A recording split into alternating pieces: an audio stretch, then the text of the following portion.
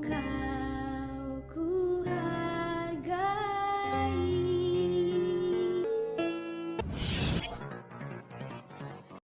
Para hadirin semuanya, kita simak dulu sejenak closing statement dari masing-masing pembicara, dimulai dari Gus Fakih.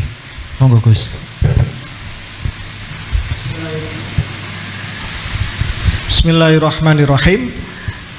Closing statement yang mau kami sampaikan adalah untuk seluruh keluarga besar Nusantara, mari kita bergandengan tangan, kita bersatu padu di dalam konteks kebinekaan yang benar-benar tunggal ika, di mana tidak ada rasisme, tidak ada satu ras merasa lebih tinggi dari yang lain, tidak juga Jawa lebih tinggi dari Sunda, Sunda lebih tinggi dari Madura, atau Aceh lebih tinggi dari Minang, dan seterusnya. Semuanya setara, semua warga bangsa memiliki kesempatan yang sama untuk berjuang, untuk berguna bagi seluruh negeri, dengan prestasi, dengan ilmu, dengan adab, akhlakul karimah. Dan mari kita bergandengan tangan untuk menghapus segala macam rasisme, penindasan, manipulasi atas nama apapun, termasuk atas nama agama, dan terutama yang sekarang menjadi suatu masalah yang berat bagi bangsa ini dan kebetulan menjelang pilpres. Maka kalau saya katakan pesta demokrasi akan berjalan tiap 5 tahun, tetapi meluruskan nasab Nabi dan rasisme, kapitalisme agama di Nusantara ini harus diselesaikan dengan secepat-cepatnya. Apabila parasit kanker ini tidak segera diamputasi dan disembuhkan, maka bangsa ini akan tambah sakit untuk ribuan tahun yang akan datang. Terima kasih. Wallahu muwaffiq. Assalamualaikum warahmatullahi wabarakatuh.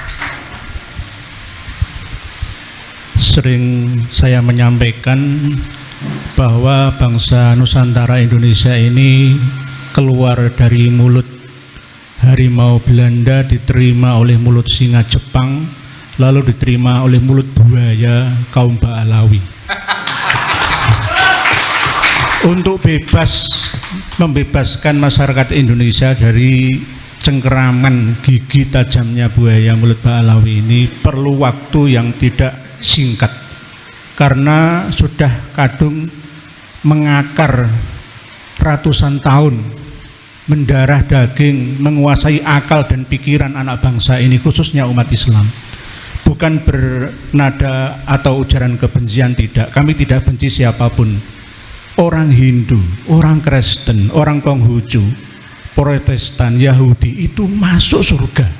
Bahkan saya pernah berkata seperti itu, asalkan dia tidak memusuhi umat Islam dan tidak melecehkan ajaran Islam dan menghina simbol-simbol kebesaran Islam, sampai seperti itu. Apalagi habaib Ba'alawi, kami masih sayang panjenengan semua, wahai kaum Ba'alawi, para habaib yang ada di Indonesia. Wong non muslim saja kami sayangi. Bahkan kami juga tidak pernah mengharamkan Putri Majapahit haram dangdutan, enggak. Manusia itu memiliki kesempatan untuk berbahagia dengan caranya masing-masing, ya kan? Yang penting tidak mengganggu orang lain, mendolimi orang lain, sampai seperti itu saya. Jadi jika kami ini dikatakan sebagai kelompok pembenci, iri, dengki, semi Wahabi, ya Jimaduddin Usmani sering semi Wahabi, Syi'i dan sebagainya, tidak. Kita ini NU Tulen, Ahlus Sunnah wal Jamaah versi Nusantara. Enggak ada yang namanya Salafi Wahabi, enggak, ya. Tuduhan yang keliru itu, ya. Jadi ini saya kembalikan kepada objek yang kami selalu nasihati, yaitu kaum Ba'alawi habaib yang ada di Indonesia yang terhimpun dalam Yayasan Robitoh Alawiyah MDRA, Maktab Ad-Daimi Robitoh Alawiyah. Sadarlah kalian, jangan sampai kalian summum bukmun umyum fahum la yaqilun atau summum bukmun umyum fahum la yarjiun. Dengarkan, lihatlah, cermati apa yang disampaikan oleh beliau-beliau ini tadi.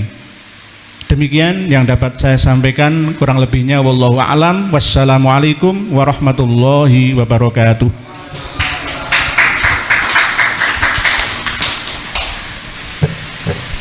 kewajiban semua ulama, semua ahli ilmu adalah bersaksi atas kebenaran dan menyebarluaskan kebenaran, yang itu berarti melawan pembohongan, melawan pembodohan, melawan penipuan.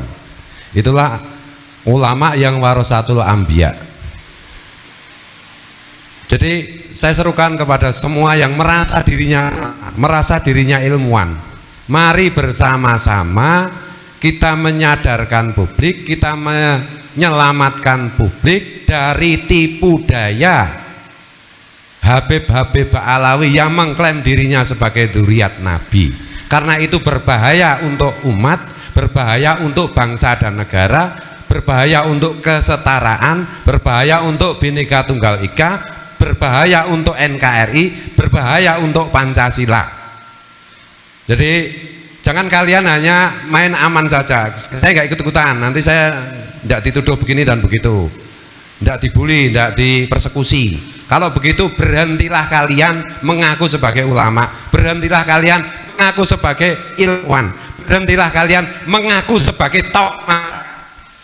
Ini saya keras, karena ini menyangkut kepentingan semua umat manusia, khusus umat Islam di Indonesia.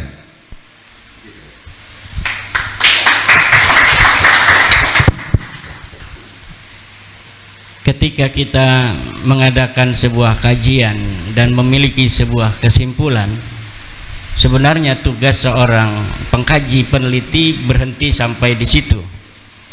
Tetapi kenapa saya terutama dan teman-teman ini mau bersusah payah untuk menyebarluaskannya?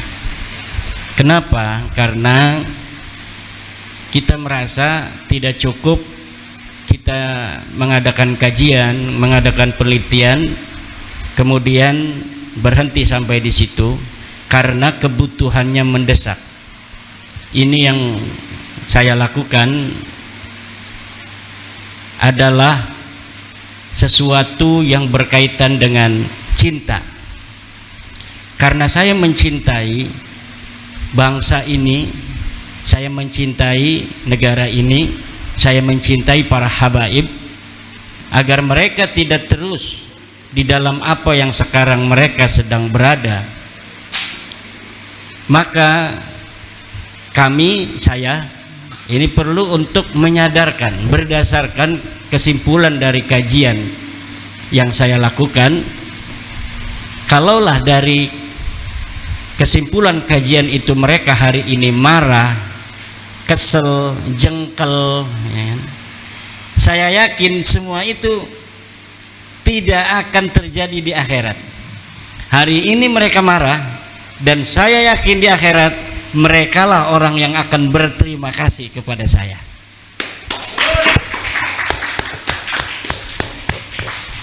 Demikian.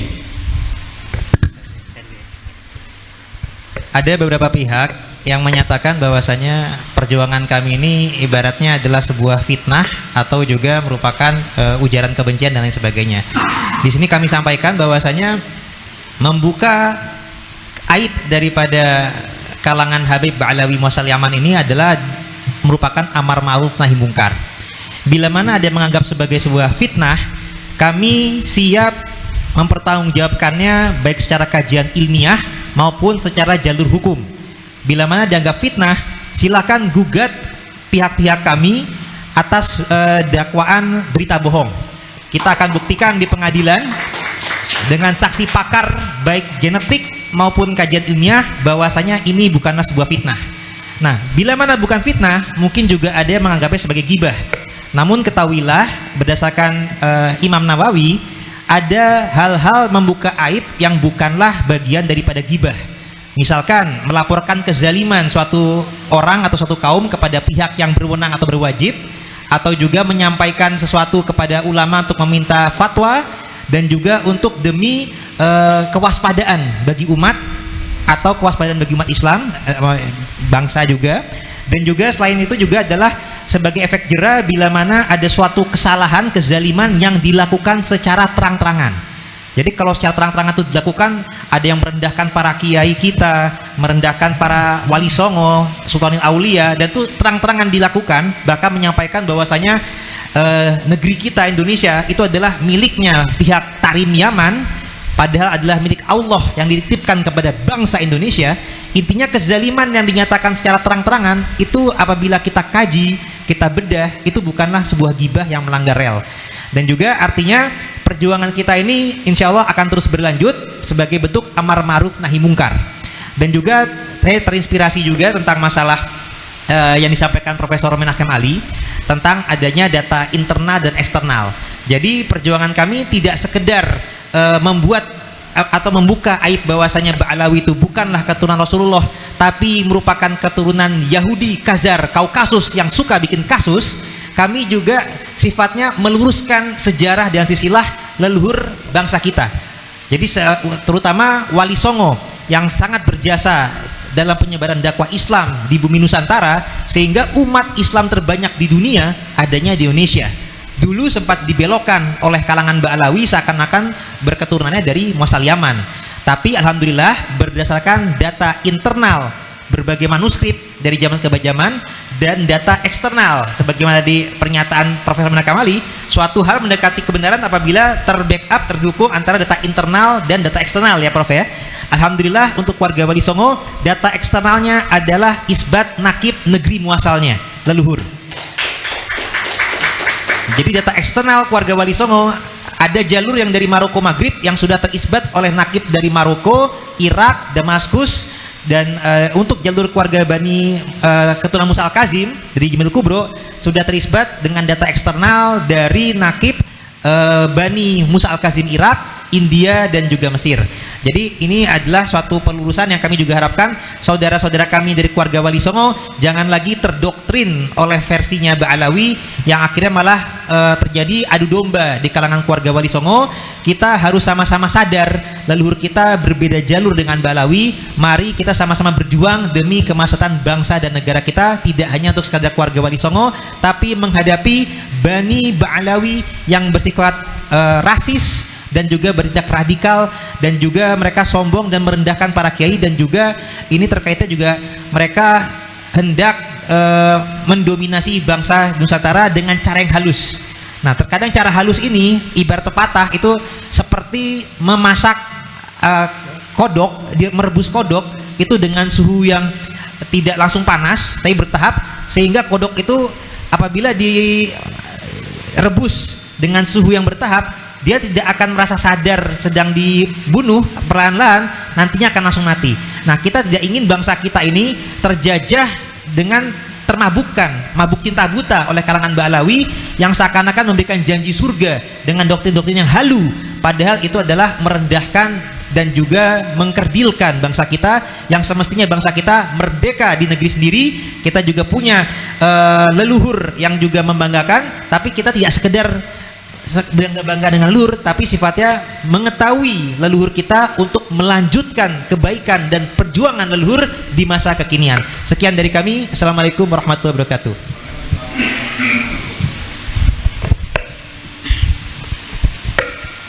Assalamualaikum warahmatullahi wabarakatuh.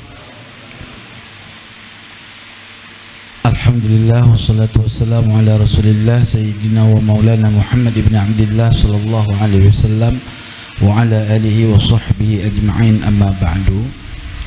Hadirin sekalian dimanapun antum berada, closing pembahasan ini saya ingin sampaikan satu firman Allah yang harus kita fahami dengan penuh keimanan. Wa qul ja'al haqqu wa zahaqal batil innal batila kana zahuqa. Artinya kebenaran itu pasti akan datang, kebatilan, kedustaan tidak akan pernah kekal abadi, dia mesti akan hancur. Karena sesungguhnya kebatilan itu pasti akan sirna. Maka oleh sebab itu teman-teman semua,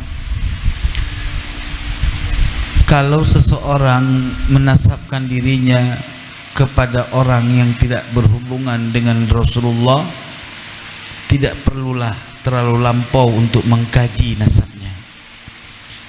Tetapi ketika orang menisbatkan dirinya kepada nasab orang yang termulia di alam dunia dan akhirat, Sayyidul Mursalin, Sayyidina wa Maulana Muhammad ibn Abdullah sallallahu alaihi wasallam, maka konsekuensinya adalah mengkaji nasabnya itu adalah sangat penting demi menjaga marwah Nabi Muhammad sallallahu alaihi wasallam. Maka oleh sebab itu siapapun orang tidak pandang bulu, kalau nasab tidak bisa dibuktikan secara ilmiah, artinya secara kajian ilmu nasab, secara prosedural, maka nasab itu pasti rungkat. Ini saya kasih tahu kepada orang awam semua. Kalian ini lagi dibodohi, kalian ini lagi ditipu dengan bawa-bawa ahlul bait, Ba'alawi itu yang terdiri dari berbagai macam fan, diantaranya bin Yahya, As-Saqaf, Al-Haddad, Al-Attas, Al-Idrus, itu semua bukan ahlul bait. Jangankan ahlul bait, zuriat aja orang masuk, enggak masuk. Hari ini mereka takut. Mereka takut orang awam tahu nasabnya palsu. Takut. Grogi. Sampai keki. Takut dicerai, ditalak 3 sama rakyat Indonesia. Iya. Akhirnya orang dipengaruhi dengan bahasa begini. Kiai Imad boleh ceramah apa saja, tapi jangan bahas nasab. Ngapa takut? Kenapa kok nggak boleh orang ceramah ngebahas nasab? Emang soalnya apa? Orang disuruh tutup mulutnya dengan cara-cara seperti itu nggak kena. Mati, ingat, mati membela kebenaran, mati dengan niat mengungkapkan palsunya nasab Bani Ba'alawi, matinya syahid. Amin ya Allah. Kenapa babi batuk? Minum dulu. Kenapa syahid? Karena membela agama. Jelas tidak? Nabi bilang, man kadzdzaba alayya muta'ammidan falyatabawwa maq'adahu minan nar. Siapa yang berdusta bawa nama saya, macam-macam berdusta bawa nama Nabi, berdusta dengan membawa nama riwayat hadis Nabi, berdusta dengan membawa nama Nabi, kalau aku kakekku ini adalah Nabi Muhammad, itu dusta bawa nama Nabi. Cilaka 15, cilaka 15, enggak lebih. Maka tuan-tuan yang dirahmati oleh Allah, saya yakinkan orang-orang awam yang bela Bani Ba'alawi, satu, bodoh. Walau surbannya panjang, bodoh. Kedua, kalau dia tidak bodoh, pemalas. Dia nggak bodoh, alim, ilmu nahunya bagus, ngajinya sampai ke Hadramaut, ngajinya sampai ke Mesir. Berarti kalau dia bela Ba'alawi, itu tipe ustadz atau kiai pemalas, nggak mau ngaji, nggak mau mengkaji, cukup husnudzon. Jelas nggak? Jadi husnudzon itu nggak acal-acalan. Husnudzon nggak acal-acalan, nggak. Jadi kayak bocah saya ini. Jadi husnudzon itu nggak asal-asalan, bang. Bagaimana kita mau husnudzon kalau orang itu fasih baca Qur'annya, sedangkan yang kita dengarnya begini. Bismillahirrahmanirrahim. Alhamdulillahirabbil alamin. Misalkan begitu, ya. Sampai bisa nggak menganggap saya fasih? Coba pikir. Ya, coba jawab dulu. Biar danta ini closing namanya. Ya. Closing itu artinya penutupan ya. Oh iya.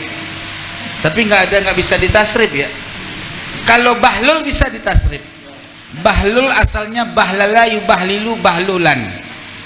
Makanya tuan-tuan semintanya, ya, yang namanya orang kalau baca Qur'annya salah, bisa nggak dihusnudzon kalau dia alim?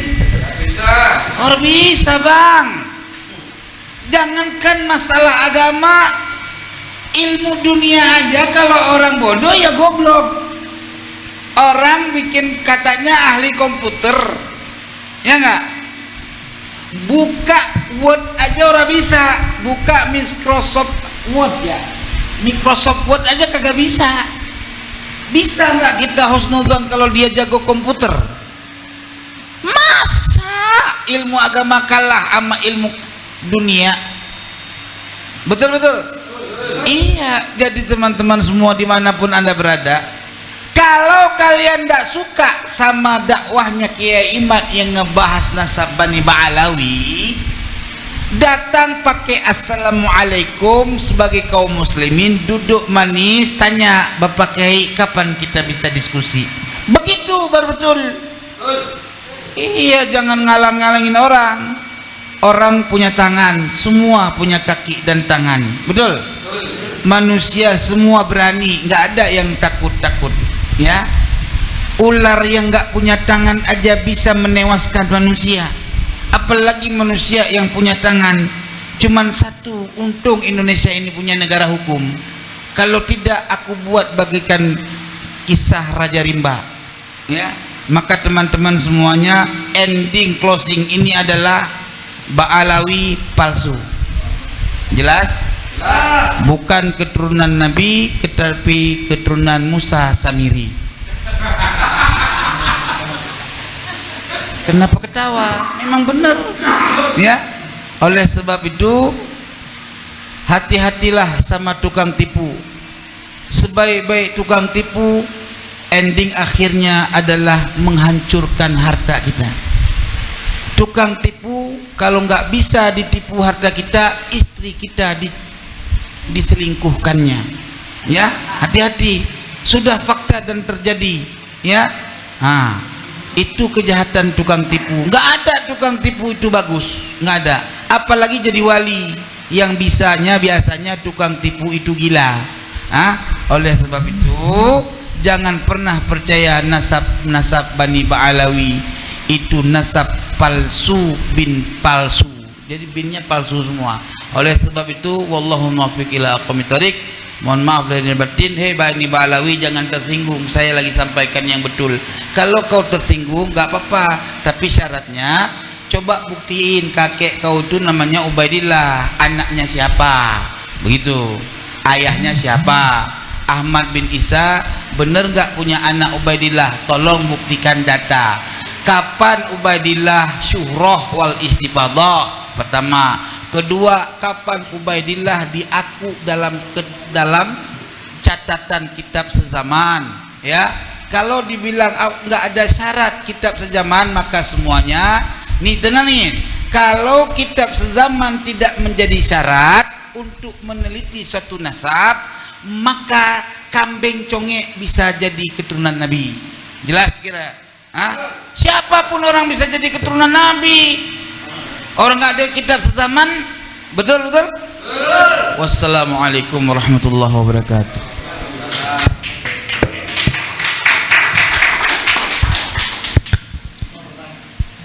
Saya yang bagian akhir. Mudah-mudahan yang bagian akhir ini menjadi pencerahan untuk semua dari pernyataan-pernyataan beliau. Saya hanya menutup dengan satu larik yang termaktub dalam Kakawin Sutasoma. Bunyinya begini: Binneka Tunggal Ika Tanhana Dharma Mangrua. Berbeda-beda tetapi satu, karena kebenaran itu tidak ada yang mendua. Jadi kebenaran itu satu, mutlak. Meskipun berbeda-beda tapi Tanhana Dharma Mangrua. Itulah sebabnya kalau kita buka Bhagavad Gita misalnya, apa yang dikatakan Sri Krishna kepada Arjuna? Yada yada hitarmasya nirbhavati bharata abhyutanam atharmasya tadat manam srjramiyaham. Dharma itu akan senantiasa ada di tengah-tengah kalian. Bila dharma itu terhimpit dan adharma, lawan dari dharma, lawan dari kebenaran itu merajalela, maka aku akan datang untuk melindungi orang-orang suci. Ini pernyataan dari Krishna kepada Arjuna, dan ini sifatnya universal. Kebenaran itu satu, kebenaran itu tidak mendua. Itulah sebabnya kalau kita sadar dalam soal ini, al-haq itu pasti satu, tidak bisa dimanipulasi. Maka sekali lagi, mulai hari ini jangan ada orang yang mengkapitalisasi nasab. Dua, jangan ada orang yang mencoba menjual nasab untuk nasib, karena ini bertentangan dengan semangat kebangsaan kita. Semua suku bangsa, siapapun mereka, apapun latar belakangnya, sederajat dalam konteks kewarganegaraan di negara kita Indonesia ini. Dan yang paling penting dan yang paling harus dipahami, bahwa apapun agama kita, apapun latar belakang kita, semuanya berada di posisi yang sama di depan hukum. Maka apapun yang kita lakukan pasti dan memang pasti berhadapan dengan hukum. Jadi jangan takut membela kebenaran. Itu apa yang bisa saya sampaikan. Saya terima kasih atas kerawuhan panjenengan semua, Gus Fuad Pleret, kemudian Kiai Imaduddin bin Usman Al-Bantani, yang sebenarnya juga Bagus Mogi dan Sayyid Qori, Gus Fuad dan Kiai Nur Ikhya. Saya tidak pernah ketemu sebelumnya dengan mereka-mereka secara fisik, yang nggak pernah ketemu. Tapi kenapa hari ini beliau-beliau datang ke sini memiliki suara yang sama untuk menyuarakan kebenaran? Karena kebenaran tidak bisa dimanipulasi, kebenaran tidak bisa dihimpit dengan cara apapun. Ketika kebenaran dihimpit, maka disitulah tangan Tuhan akan ikut berbicara dan bersama mereka. Saya kira demikian. Wassalamualaikum warahmatullahi wabarakatuh. Waalaikumsalam warahmatullahi wabarakatuh. Kita beri aplaus dulu untuk para pemateri pada malam hari ini. Luar biasa apa yang sudah disampaikan. Namun ini ada request satu pertanyaan dari peserta. Monggo Mas, sebelum kita tutup. Assalamualaikum warahmatullahi wabarakatuh. Saya Iqbal dari Laskar Raja Wali Songo. Ini mau tanya soal ini. Terus, kalau saya kaji tadi bahwa semua permasalahan itu berasal dari Ali bin Abu Bakar As-Sakron. Nah, pertanyaan saya, apa benar wirid yang disebut wirid sakron itu benar kalangan beliau? Sebagaimana Rotib Al-Hadad ternyata karangan Imam Arifai. Itu pertanyaan pertama ya. Ini yang kedua, banyak netizen yang nanya, apa mungkin waliullah melakukan kejahatan masif, pemalsuan nasab secara jariah seperti itu? Niku Rin, Yai, monggo.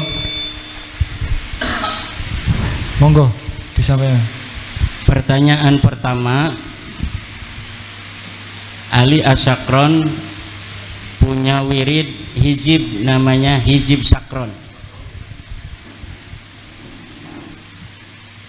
Saya belum meneliti apa betul itu wiridan Habib Ali bin Abu Bakar As-Sakron. Jadi perlu penelitian khusus. Jikapun benar, maka makom kewalian, jika betul wali di hadapan Allah, itu tidak ada kaitan dengan nasab. Siapapun dia bisa menjadi waliullah. Dan satu yang perlu untuk diingat, tidak ada yang tahu wali kecuali Allah. Saya tidak mengetahui wali kecuali wali, tidak. Tapi tidak mengetahui wali kecuali Allah. Karena wali itu kekasih, kekasih itu adalah fi'lul qalbi bagi manusia. Hanya saya yang mengetahui siapa sebenarnya yang paling saya cintai dari manusia.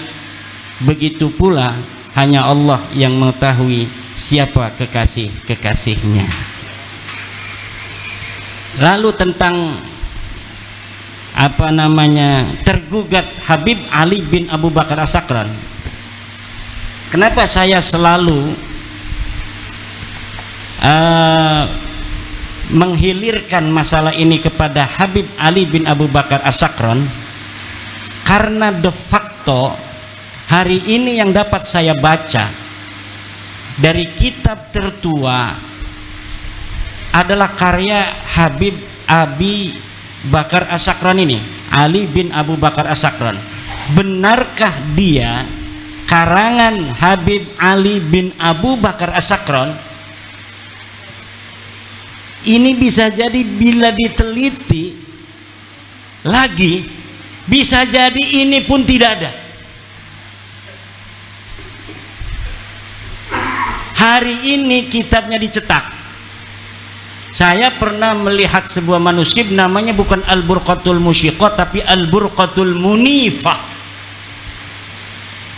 Betulkah dia karangan Habib Ali bin Abu Bakar As-Sakran abad 9 atau karya orang yang iseng-isengan pada abad 14 yang kemudian diberikan nama sebagai karya dari Habib Abu Bakar As-Sakran? Karena ada riwayat di dalam kitab abad 10, Habib Ali bin Abu Bakar As-Sakran menulis sebuah kitab namanya Al-Burqatul Musyiqah atau Al-Burqatul Munifah.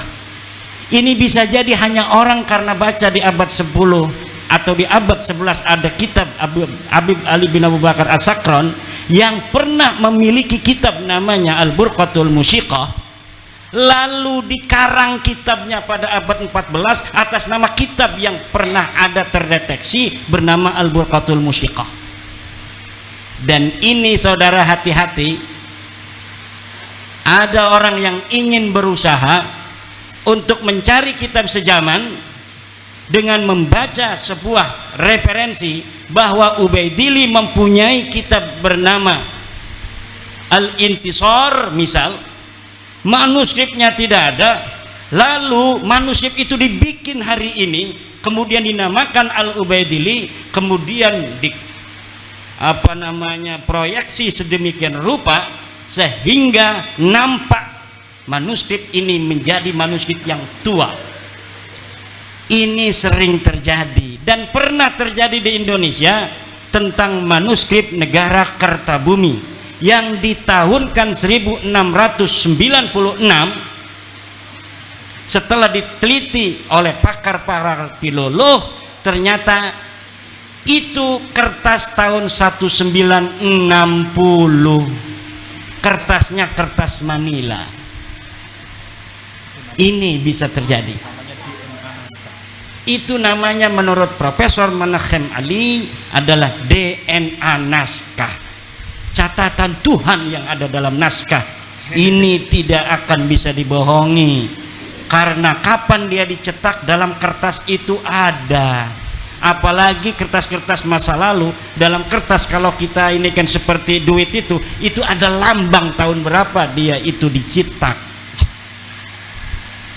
Dan apabila di dalam kertas ini tidak ada tahun, maka di dalam setiap pabrik itu ada tahun berapa dia mencetak kertas apa, diproduksi berapa lembar, kemudian dijual di daerah mana saja. Itu ada datanya dan gampang untuk diteliti dan ditelusuri.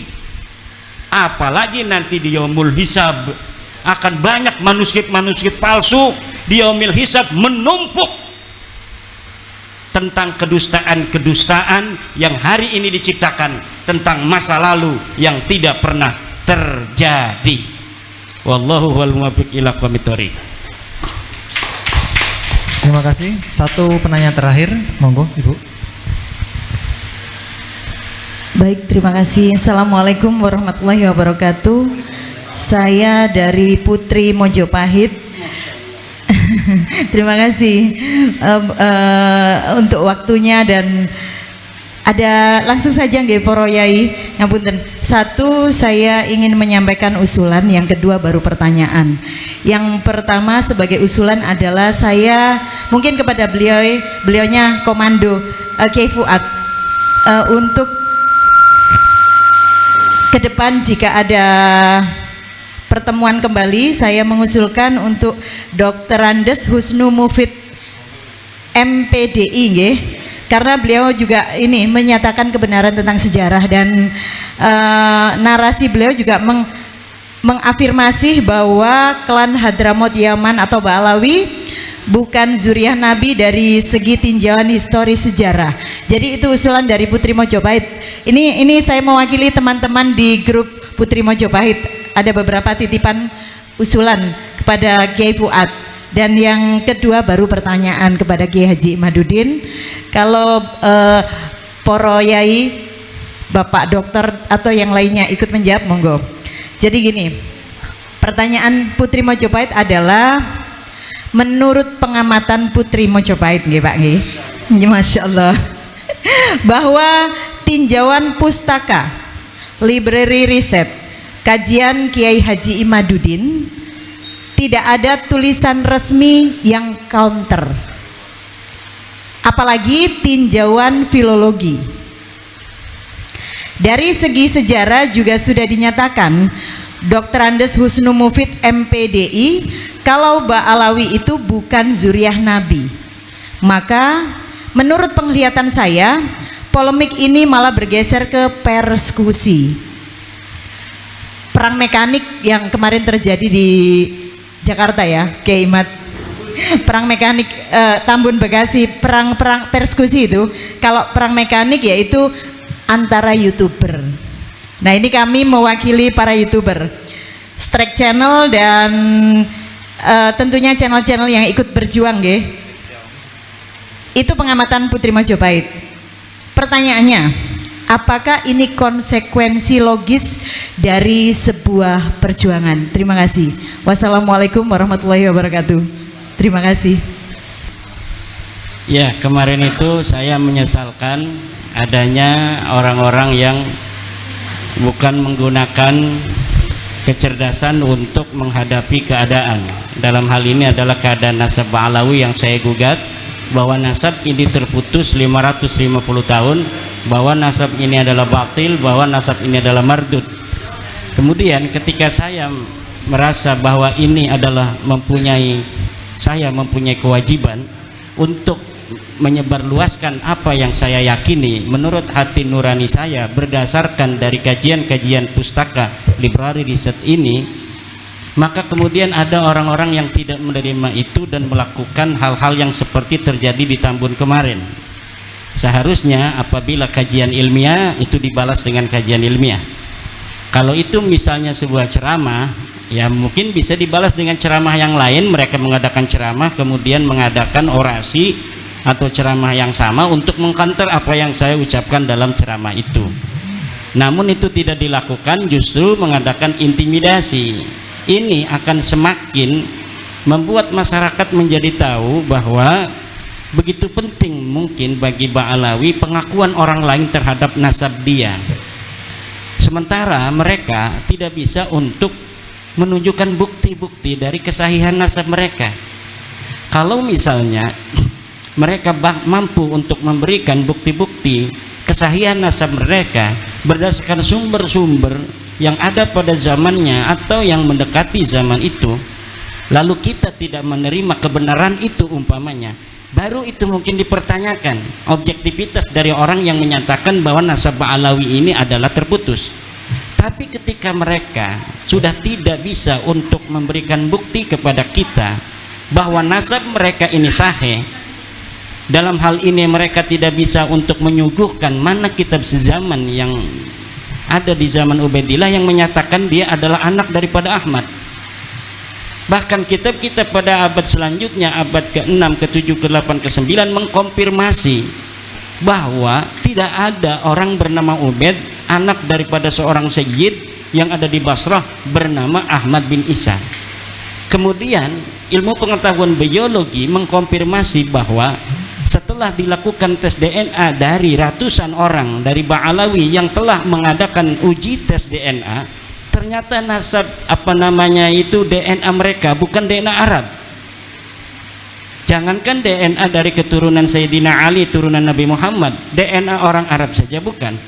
Lalu ketika tes DNA mengkonfirmasi mereka bukan turunan Nabi, dan library riset juga mengatakan bahwa mereka bukan turunan Nabi, lalu mereka tidak mau menjelaskan atau menyajikan daripada data-data, lalu berdasarkan apa saya untuk mempercayai mereka sebagai keturunan Nabi?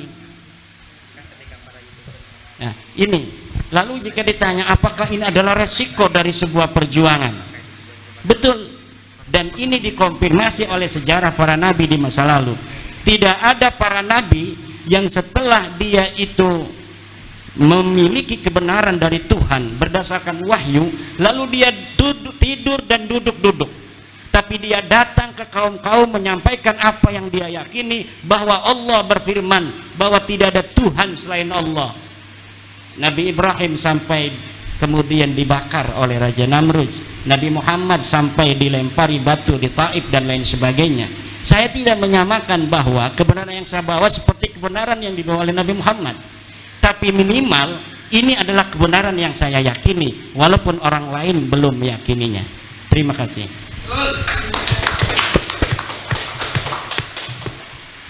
Baik, terima kasih atas pertanyaannya Putri Majapahit.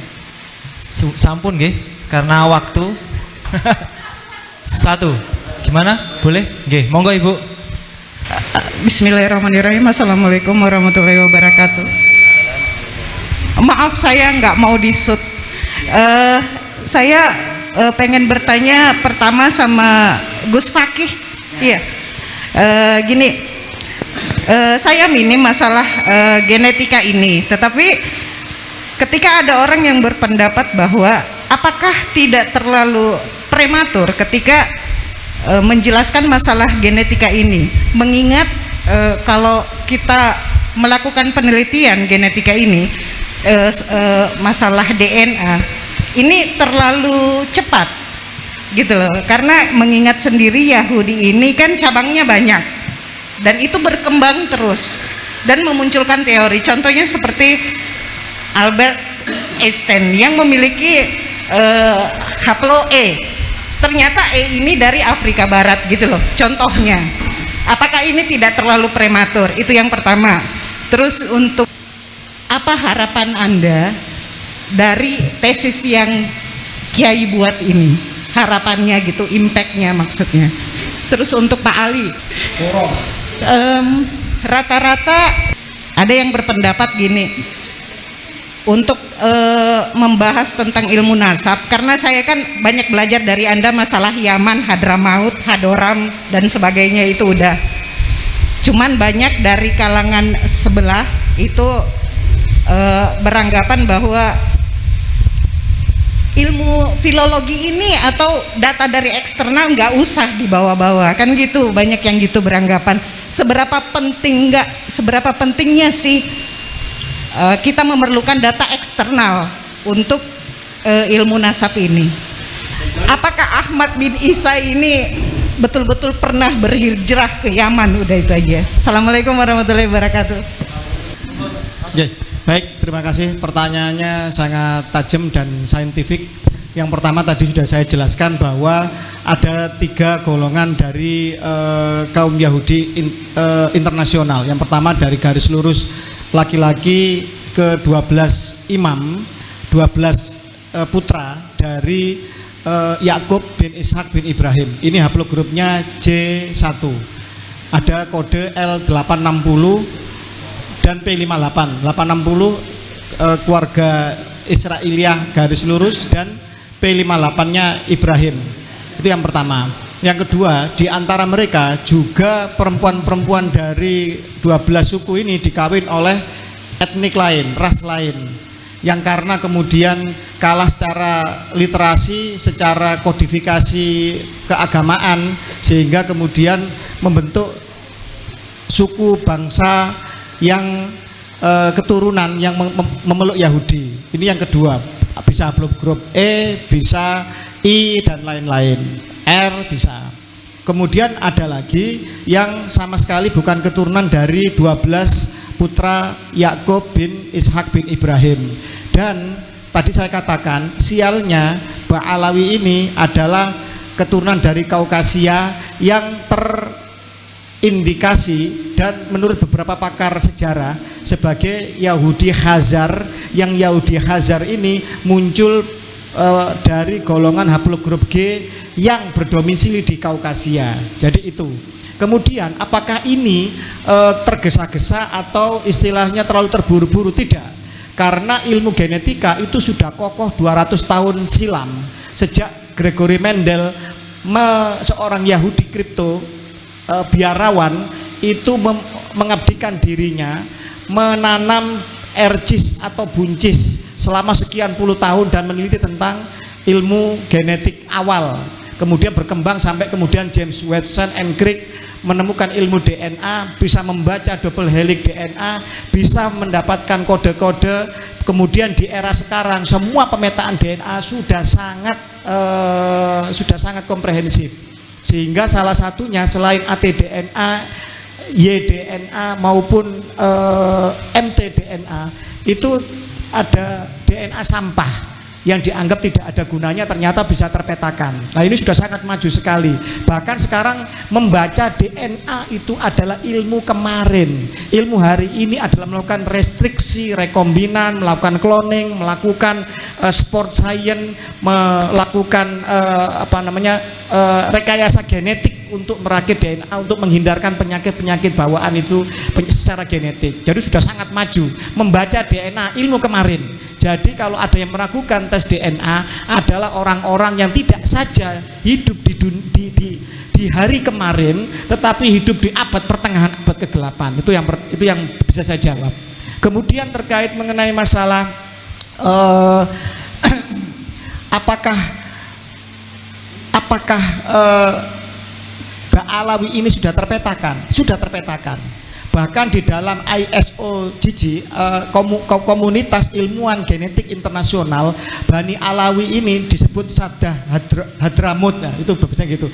Ini sudah terpetakan sebagai suatu subbangsa sendiri. Di dalam pemetaan dari beberapa proyek genetik dari keluarga besar Yahudi sendiri, ada Doron Behar Project, Avotaino Project, bahkan di family tree DNA yang dimiliki oleh orang Yahudi bernama Brent Grisman, itu Ba'alawi di dunia ini sudah terpetakan berhaplogrup G dengan kode-kode haplotype-nya masing-masing. Pertanyaannya, apakah Ba'alawi di Indonesia? Semuanya Ba'alawi ini juga masih harus dikaji. Karena apa? Ada beberapa sampel yang masyhur sebagai Ba'alawi, ternyata setelah dites DNA bukan bagian dari Ba'alawi. Dan kita memahami bahwa di era kolonial, untuk menjadi warga elit yang mendapatkan fasilitas Belanda, banyak yang memba'alawikan dirinya agar menjadi warga kelas atas di bawah kelas ras kulit putih Belanda, mendapatkan fasilitas dari kolonial. Dan ini bisa diuji, bisa di tracing nanti ketika Ba'alawi kita harapkan mau terbuka untuk ikut proyek bersama meneliti secara genetik mereka, apakah mereka benar Ba'alawi sesuai dengan keluarga besar Ba'alawi yang telah terpetakan secara internasional di Yaman sana, ataukah mereka adalah orang-orang yang bukan Ba'alawi tapi diba'alawikan, disesatkan menjadi Ba'alawi padahal dia adalah Trah Nusantara asli, atau mungkin justru Trah Sayyid asli. Karena Ba'alawi selain mengaku sebagai cucu Nabi, mereka juga mencopet marga-marga asli milik keluarga Nabi, seperti bin Yahya itu ada, Al-Hasani, Basaiban, As-Saiban itu ada, Al-Idrisi, kemudian ada juga Al-Haddad dari Al-Jilani Al-Hasani, Asgaf yang asli ada Al-Musawi Al-Hasani. Ini juga sudah melakukan tes DNA dan terbukti nasabnya tidak ke Ba'alawi, tapi marga ini benar-benar dirampok, dicopet oleh Ba'alawi. Demikian, terima kasih. Selanjutnya monggo Pak Menahim Ali atau Kiai Ro. Ya, kalau bicara soal eksternal internal itu kita harus punya sudut pandang. Sudut pandang kita ini teologis atau historis. Kalau sudut pandang kita ini teologis, apa yang termaktub dalam bukti internal sudah cukup diyakini sebagai doktrin. Jadi kalau kita Muslim mengatakan Nabi Muhammad sallallahu alaihi wasallam itu keturunan Nabi Ismail dan itu ada di dokumen Muslim saja, cukup diimani. Tidak perlu diupayakan memaksa orang lain untuk percaya dengan itu bila mereka non Muslim. Ini sebetulnya jalan yang sederhana. Jadi kalau ingin diakui Nabi Muhammad sallallahu alaihi wasallam nasabnya nyambung kepada Ismail, harus ada bukti eksternalnya apa? Ini kalau bicara soal doktrin, aspek teologis. Tapi kalau bicara aspek historis, sekali lagi menuntut bukti eksternal. Itu dari kacamata filologis. Makanya apa yang sering saya katakan dan saya uraikan dalam berbagai macam diskusi, selalu saya itu berbasis dengan data. Karena data itu mencerahkan bagi siapapun, sekalipun mereka belum beriman, tapi mereka tidak bisa mengatakan bahwa itu tidak benar. Karena dokumennya ada pada dokumen eksternal. Contoh sederhana saja. Kalau kita merujuk pada bukti internal, data apa yang mengkonfirmasi bahwa Nabi kita Muhammad sallallahu alaihi wasallam itu keturunan Nabi Ismail? Data apa itu? Paling lama itu adalah data yang ditulis oleh Ibnu Ishaq. Beliau wafat tahun 150 Hijri. Jaraknya dengan masa kehidupan Nabi sangat jauh. Itu bukti internal. Tapi kalau kita kaitkan dengan bukti eksternal, misalnya manuskrip yang disebut Doktrina Yakobi itu terdeteksi dengan karbon C14 atau radiokarbon. Itu ternyata usianya tahun 634 Masehi. Usianya. Sedangkan Nabi Shallallahu Alaihi Wasallam itu wafat tahun 632 Masehi. Jaraknya hanya 2 tahun. Ini bukti eksternal. Dan itu ditulis dalam bahasa Yunani, bukan bahasa Arab, dari Imperium Romawi, Bizantium. Ini semakin menegaskan bahwa beliau bukan sekedar tokoh fiktif, tapi tokoh historis. Dan tokoh historis itu dikonfirmasi dengan data eksternal. Kita sekarang tergantung mau pilih dokumen internal saja, itu pilihan dan kita tidak bisa memaksa. Tapi kalau orang itu mau mengkaji secara ilmiah dengan mengkaitkannya dengan bukti eksternal, itu keislamannya bukan semakin rapuh tapi semakin kokoh. Karena apa? Ada dokumen eksternal. Jadi kalaupun disampaikan kepada siapapun, lepas agamanya apapun, mereka tidak menolak bahwa Muhammad sallallahu alaihi wasallam memang bernasab pada Ismail. Itu fakta, real. Ini buku yang saya pernah sampaikan di narasi-narasi kajian saya. Bahasanya bahasa Yunani, ada bahasa Latin. Di sini tertuliskan nama Muhammad langsung. Dan saudara pernah ikuti itu, membuktikan memang iya. Jadi siapapun mereka, kalau ingin membuktikan sesuatu dan perlu disajikan dan disosialisasikan kepada komunitas di luar komunitasnya, wajib dan dituntut dokumen eksternal. Saya kira itulah yang menjadi satu pemikiran yang ada di sini semua. Saya kira demikian ya. Mudah-mudahan bermanfaat. Terakhir, monggo. Sebelum saya menjawab Teteh tentang apa harapan saya ya, saya ingin menambahkan tentang kitab sejaman atau sumber sejaman. Saya tadi telah selfie ketika Pak Profesor Manahem berbicara, saya selfie dengan HP saya bahwa saya sudah bersama Profesor Manahem, dan di dalam foto itu akan ada tanggal 29 Oktober 2023.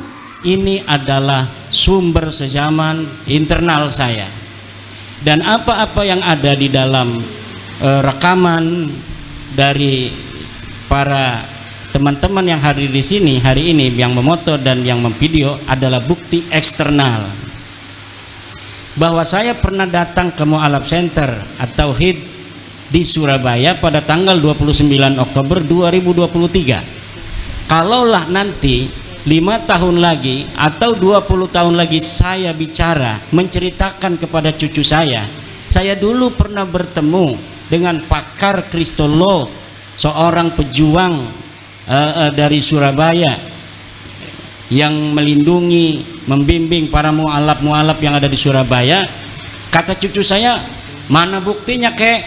Ini buktinya, foto yang sudah saya print, ada tanggalnya 29 Oktober 2023. Lalu anak saya ini lihat-lihat YouTube, kebetulan ada yang upload YouTube, dan kebetulan masih ada saat itu 20 tahun lagi YouTube itu masih ada di internet. Ceritanya internet tidak hancur. Betul itu kakek saya ngomong, bukan hanya dia bohong. Karena apa? Foto bisa dipalsukan, tapi ternyata ada bukti-bukti eksternal yang banyak di YouTube yang upload. Hari ini kita pernah ada di Mu'alaf Center. Itulah, kalau misalnya kita tidak selfie, tidak ada juga orang-orang yang upload, atau tidak ada Tribun Surabaya memposting atau memberitakan kedatangan saya hari ini di Mu'alaf Center ini, lalu berdasar apa orang percaya kalau saya bercerita saya pernah ketemu Profesor Manahem Ali di Surabaya? Kalau misalnya kita hanya berdasarkan husnudon pada orang bercerita, maka cukup itu menjadi keyakinan Anda sendiri. Tapi Anda tidak bisa untuk memaksa orang lain untuk mempercayai apa yang Anda yakini. Maka saya bisa katakan pula hal yang sama kepada saudara-saudara saya dari Ba'alawi. Jika Anda tidak mampu untuk membawa dan membuktikan sumber-sumber sejaman tentang 6 leluhur Anda yang tidak terkonfirmasi dalam kitab-kitab nasab, dan Anda meyakininya seyakin-yakinnya, saya tidak akan masuk ke dalam keyakinan Anda. Saya tidak akan ikut campur terhadap keyakinan Anda. Tetapi selama Anda tidak bisa membuktikan sumber-sumber sejaman itu, maka jangan sampai Anda memaksa orang lain untuk percaya terhadap klaim Anda. Nggak usah Anda persekusi orang lain yang mengatakan bahwa Anda bukan cucu Nabi. Kenapa? Karena Anda tidak bisa membuktikan bahwa Anda sebagai cucu Nabi. Dalam library riset Anda tidak terbukti, di dalam tes DNA Anda melenceng, lalu berdasar apa orang lain harus percaya bahwa Anda adalah cucu Nabi? Tapi kalau Anda mau meyakini itu dalam keyakinan Anda dan kemudian diwariskan pada keturunan Anda, silahkan saja. Tapi jangan sampai mengatakannya di hadapan publik.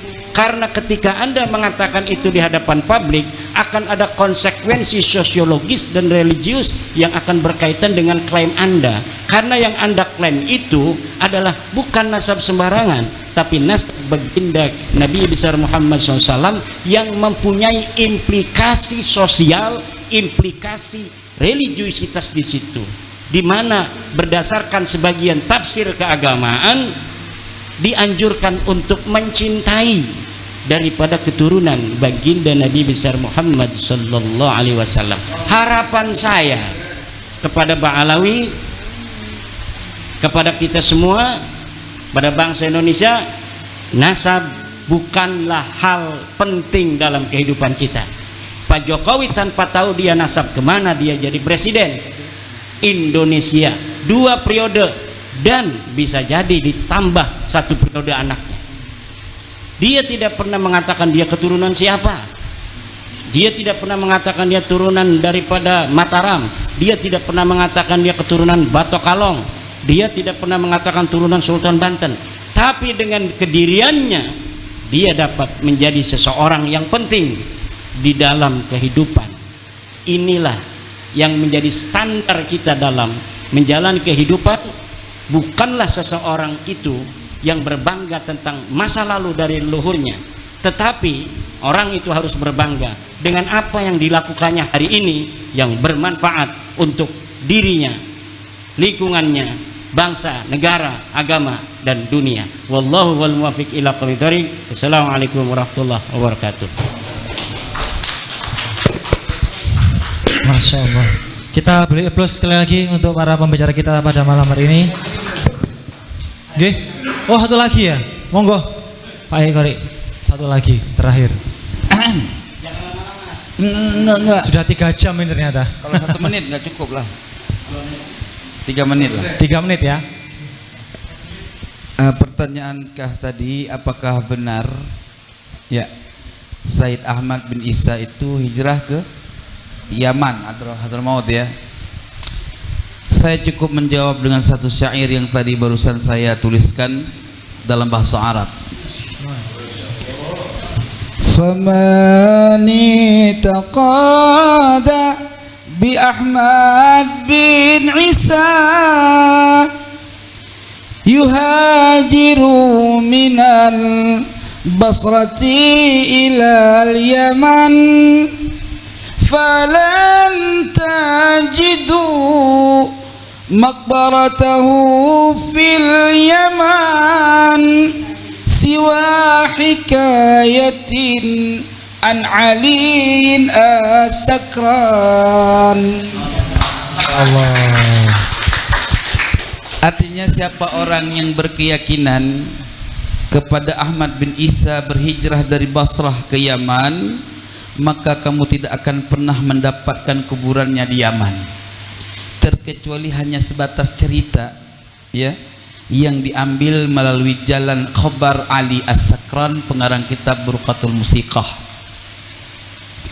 Faqad kanal khabaru sahih makburan bil Basrah, maka sungguh adalah kabar yang sahih itu dikuburkan di Basrah, ya kan? Kama fit tadhibi ya ikhwanul muslimin, ya. Sebagaimana didapatkan dalam kitab At-Tahdzib, ya ikhwanal muslimin, wahai saudara yang se-Islam. Artinya apa? Anda akan menemukan dongeng sebelum tidur ketika Anda mendengar kabar bahwa Said Ahmad bin Isa berhijrah ke Yaman. Tidak pernah ada riwayat itu, riwayat palsu yang dibuat-buat. Pada akhirnya Anda tertipu dengan tipu daya yang sangat dahsyat. Maka kita kembali kepada kebenaran, carilah terus informasi, karena kebenaran akan mencari lobangnya, akan mencari kemana tempatnya yang benar-benar dia bisa kuat di tempat itu. Tapi ingat, kebenaran tidak akan bersandar kepada tempat yang lemah. Maka semua kitab yang kami teliti sepakat bahwa Said Ahmad itu berhijrah dari Madinah ke Irak, dari Irak ke Basrah. Ngapain ke Basrah? Menjadi sebagai pengusaha minyak, sehingga beliau di situ bermukim dan wafat di sana. Kalaupun ada orang yang mau membawa satu riwayat yang menyatakan hijrahnya Ahmad bin Isa ke Yaman tanpa ada riwayat, maka akan saya adu dengan riwayat yang lain dalam kitab Al-Asyairul Arabiyah. Di situ malah dikatakan bahwa Said Ahmad bin Isa tidak pernah hijrah ke Hadramaut Yaman, malahan atau bahkan yang dia pernah hijrah adalah ke Undunus begitulah kira-kira, dan itu kalau nggak salah Uzbekistan ya. Nah seperti itu. Artinya riwayat itu juga nggak ada sanad. Jadi diadu dua dongeng sebelum tidur, akhirnya berantem, nggak ada yang kalah. Yang menang cuma satu adalah yang punya dalil. Wassalamualaikum warahmatullahi wabarakatuh.